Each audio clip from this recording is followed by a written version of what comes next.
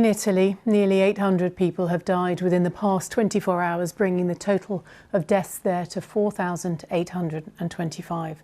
A lockdown to limit the spread has been in place for weeks, but now tougher measures have been introduced in the worst-hit area, Lombardy, with a regional president announcing that from tomorrow all sport and physical activity outside, even alone, will be banned. Sima Katecha is in Rome for us tonight. Sima. Yes, more alarming figures coming out of Italy. And as you say, further stringent measures will be enforced tomorrow in the worst affected areas. Now, the hospitals in the north are suffering the most, with some running out of ventilators and face masks. And the children here are also feeling the impact of this outbreak too. No children, just empty playgrounds in Rome's largest park. Even tougher rules that have come into force today say people can't go into them to try and curb the outbreak. Here for several weeks, schools have already been closed. The only noises that you can hear are the bells, the church bells, which is nice, but the other noise is the ambulances. That's all, the only two noises that you hear. In Lombardy, the worst affected region, teachers say some children felt lost without social contact, but virtual lessons are helping. To begin with, they were scared, I think, of their reality being taken away from them.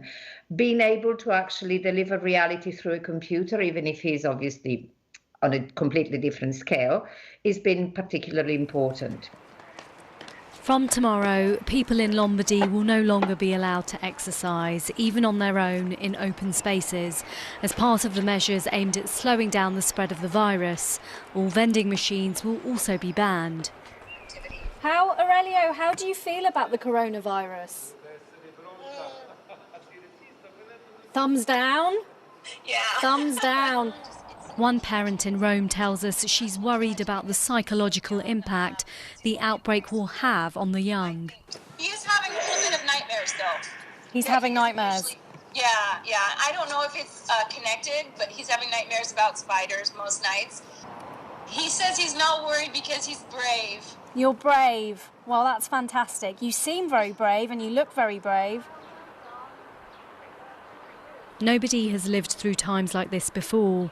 The spaces may be smaller, but as ever, everybody is learning to adapt. Sima Katecha, BBC News, Rome. The number of deaths from coronavirus in Spain has jumped to 1,326 in the country's biggest one-day rise so far. It overtook Iran as the world's third worst coronavirus-stricken country yesterday after China and Italy. The number of registered cases in the country has risen to nearly 25,000. The US athletics governing body has added to the growing number of calls for this summer's Olympics in Tokyo to be postponed because of the virus. The federation's chief executive said in a letter that holding the Games in the current global situation would not be in the best interest of athletes.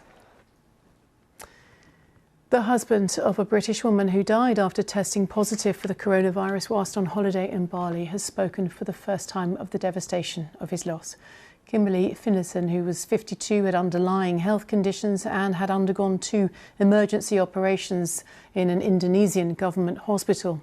Mr. Finlayson said perhaps the outcome for his wife might have been different if she'd been treated in the UK. Our correspondent Jeremy Cook reports.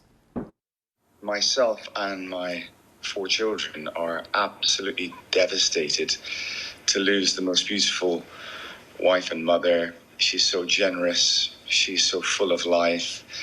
She's so powerful, courageous, supportive of all of us. I've lost half of myself. In the holiday hotel room in Bali, he should be sharing with his wife. Ken Finlayson is alone, grieving. She actually booked this hotel, but she never managed to get here. 52-year-old Kimberly fell ill soon after arriving from the UK. She had diabetes, but had been in good health. This phrase, underlying health issues, has come into our language over the really difficult past 10 days or so. The irony of that phrase to me is that I don't know many people in their 50s that haven't received medication, haven't had some health issues. Ken is warning other British travellers that healthcare in less developed countries is not the same as back home. He watched Kimberly die in a government hospital during surgery. She said that she loved me. And, you know, we exchanged that for a few minutes and, you know, looked into one another's eyes. You know, so we had that time to do that. And, you know, I'm at peace in that sense. And hopefully Kimberly is.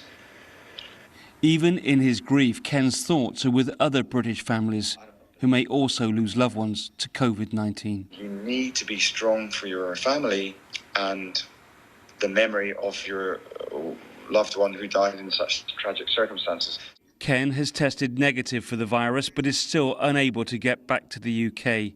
His strength comes from his family and from the memory of the wife whose life he shared for 32 years.